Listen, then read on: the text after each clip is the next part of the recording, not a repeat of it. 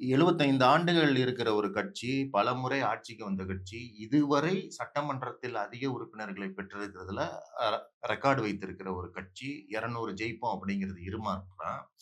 நேத்து கட்சி ஆரம்பிச்சுட்டு, "நீ சிஎம் ஆவேன்னு சொல்றது என்ன மாப்பு? அது வந்து இருமாப்பு இல்லாம பல மாப்பா அது?" அப்ப இதை வந்து யோசிக்க உனக்கு என்ன தகுதி இருக்கிறது? நேத்து கட்சி ஆரம்பிச்சுருவ, இன்னைக்கு சிஎம் ஆயிருவேன்னு சொல்றத பத்தி யாராவது இல்ல நாங்க பேசணுமா? ஆட்சியில இருக்கீங்க.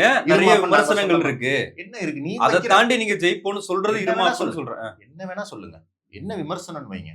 ஒரு கட்சியின் 200 சீட்டு ஜெயிப்போம் அப்படிங்கிற ஒரு நம்பிக்கையை, அவர்கள் தொண்டர்களுக்கு கொடுக்கக்கூடிய ஒரு உற்சாகத்தை, ஒரு ஊட்டச்சத்தை, நீ இருமாப்புன்னு எப்படி பேசுவ? இருமாப்புன்னா என்னன்னா, நேத்து கட்சி ஆரம்பிச்சுட்டு இன்னைக்கு ஆட்சிக்கு வருவேன்னு ஒரு நம்பிக்கையில வர பாத்தியா? உன்னுடைய விசிலடிச்சான் குஞ்சுகளை நம்பி. அதுதான் இருமாப்பு. விஜய் ரொம்ப லைட்டா ஹேண்டில் பண்றீங்களா?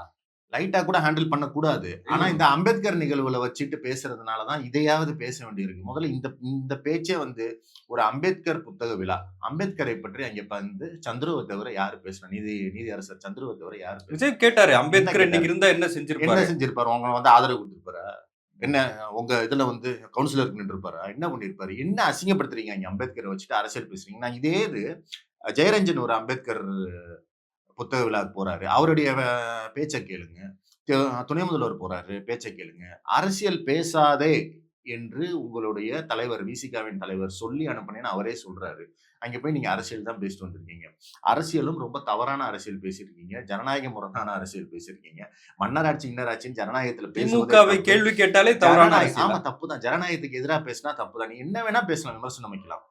இங்கே திமுக எந்த ஜனநாயக மாண்பை, மரபை உடைத்தது? இவ்வளவுதான் கேள்வி. ஏன் 1 வருஷத்துக்கு முன்னாடி உதயநிதி கூடயும், முதல்வர் கூடயும் போட்டோ எடுத்துட்டு, முதல்வர் பல வழிகளில் எனக்கு வந்து வழிகாட்டுகிறார். அவருடைய வாழ்த்துக்களால் நான் இன்னும் உற்சாகம் பெறுகிறேன்னு போட்டோ போட்டு அப்ப எப்ப அறிவு வந்துச்சு? எனக்கு இப்ப 10 வயசுல எனக்கு நினைச்சது 20 வயசுல மாறலாம். 20 வயசுல எனக்கு இருந்த ஒரு சிந்தனை 30 வயசுல மாறலாம். போன வருஷம் இருந்தது உனக்கு இப்ப மாறிடுச்சா? நேத்து வரை முதல்வர் வந்து மிகப்பெரிய இதா தெரிஞ்சாரு. இன்னைக்கு வந்து மன்னரா தெரியிறாரா? அப்ப என்ன மாறி இருக்கு? அப்ப இது வந்து பெர்சனல் வெண்டட்டா 1.